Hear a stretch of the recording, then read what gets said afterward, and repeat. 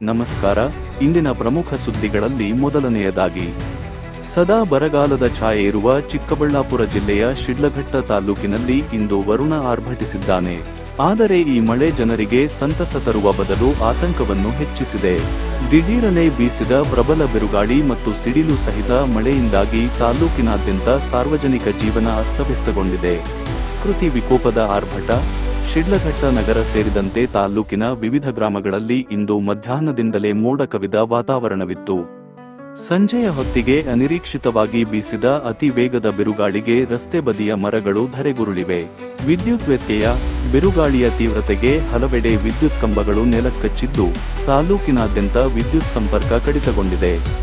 ಕತ್ತಲೆಯಲ್ಲಿ ಜನರು ಪರದಾಡುವಂತಾಗಿದ್ದು, ಸ್ಥಳೀಯರೊಬ್ಬರ ಅಳಲು, ಇದಕ್ಕಿಂತ ಹೆಚ್ಚು, ಇಷ್ಟು ಜೋರಾಗಿ ಗಾಳಿ ಬೀಸುತ್ತದೆ ಎಂದು ನಾವು ಅಂದುಕೊಂಡಿರಲಿಲ್ಲ.